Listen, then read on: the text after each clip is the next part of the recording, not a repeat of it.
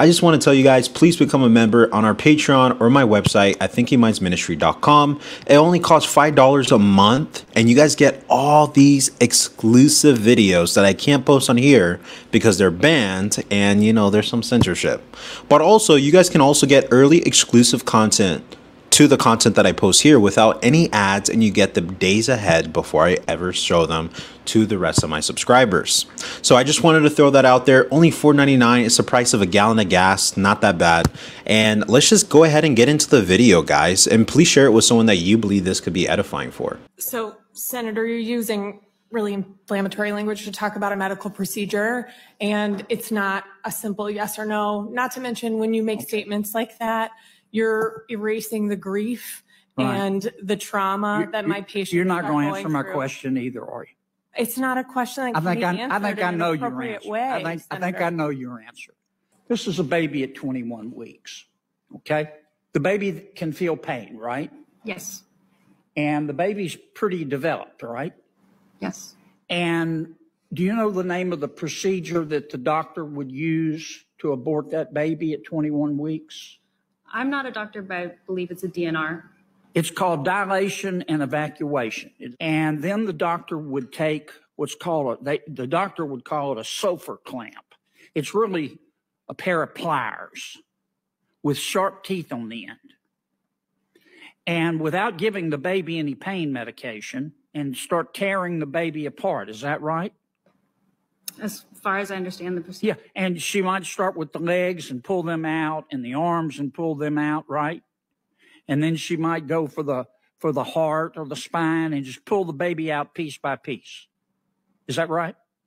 Without giving the baby pain medication. That's what I understand the procedure to be. Okay, so then the doctor would go in and use those pliers to crush the baby's head. Is that right? As far as I understand. And then she'd pull the head out, the crushed skull out, right? Mm-hmm. Senator Kennedy, your time has... Wow, guys. I mean, that's just completely wild, dude. Like, I didn't even realize, honestly, the procedure myself. I am very pro-life as a born-again Christian, but I'm not so, like, knowledgeable on, like, these crazy arguments about, like, not to say that... Let me rephrase myself because I already know there's Karens in the comments. What I'm trying to say, guys, is I'm not the most knowledgeable about the procedures whenever it comes to abortions. So I know that as a Christian, I am pro-life when it comes to procedures on abortion. But honestly, guys, well, after watching this video, it just kind of makes you really think about it. Regardless of which side you're on, whether you're pro-life or pro-choice, the reality is, guys, is that we're literally taking away an innocent life that God has given. And the reality is, if you're a Christian especially, you should know and believe that life begins at conception. In fact, there is a recent study by MIT and Harvard and Stanford that actually shows that life does begin at conception. It doesn't begin whenever the baby is in the third trimester or even the first trimester. Just simply in conception, it becomes a life. And that's what it actually teaches in the Word of God as well. And so, you know, they use all these different fancy terminology such as embryo or, you know, fetus and whatever else you want to call it. At the end of the day, it's still a baby. And not only in the eyes of God, but scientifically and physically, it's still a baby. It's still a child. It's a developing baby. It's a developing child. That's all those fancy terms mean. And so they do this to kind of dehumanize the baby, to kind of take away the human aspects that the baby holds as a person, as a human being. Because if they can justify that it's not a human, then it's a lot easier for us to be able to say, like, hey, you know what? Their lives don't matter. Let's just go ahead and murder them whenever it benefits us. And honestly, the question I have, guys, it's what's the difference between us doing this and Baal sacrifice worship? Because if you guys aren't aware, like Baal, these people used to sacrifice their children to Baal so that they can gain financial resources.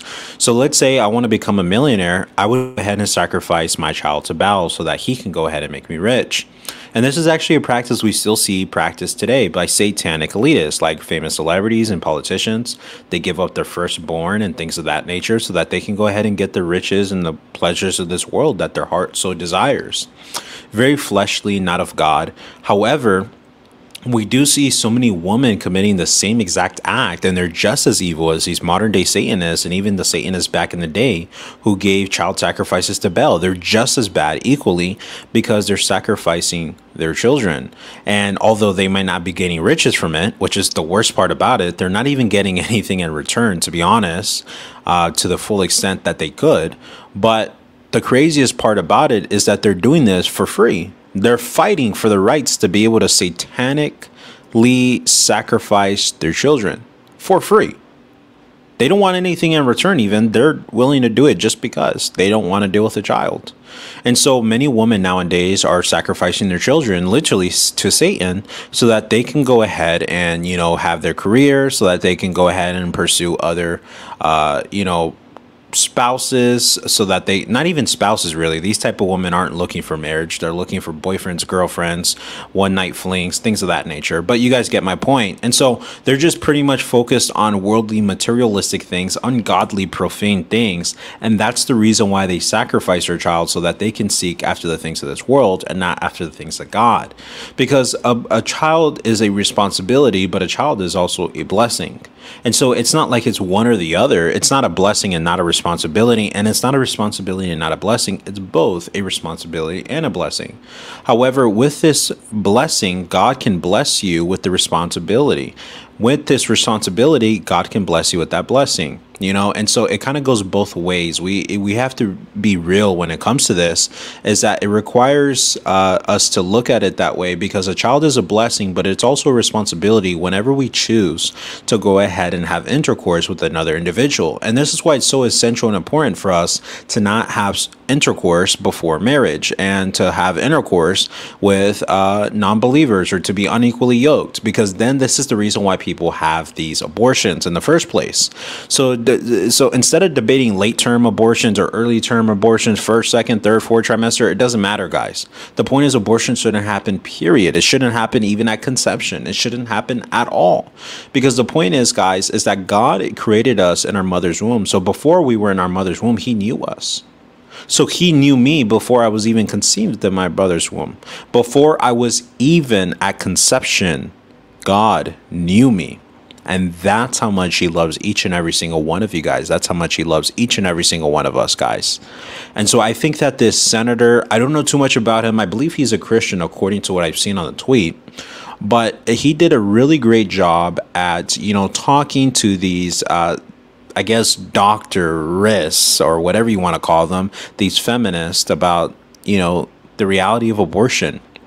And it's very sad, because I actually know a lot about abortion, because whenever I first came to Jesus Christ, it was actually a little after I found out what abortion was. I found out what abortion was during high school, and I was like, whoa, this is very sick that people would do this to their child. So I started protesting against it. And surprisingly, me and my guy friends, we protested it. And, you know, we surprisingly got a lot of hate. I was not expecting that.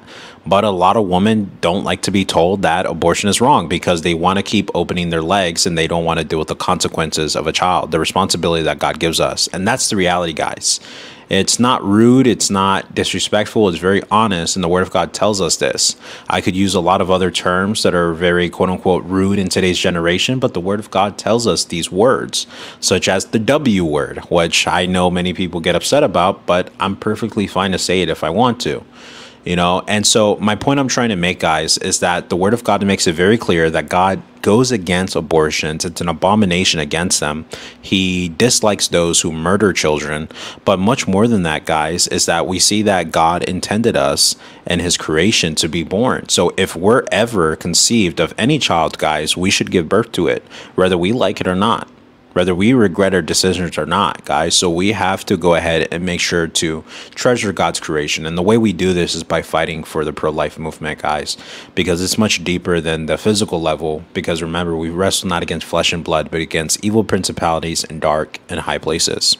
Let me know what you guys think about this in the comments below. Don't forget to smash that like button, subscribe, turn on notifications, and share it with someone that you believe this video could be edifying for. And comment your opinions below. I'd love to hear what you guys think. God bless you guys. Nate Born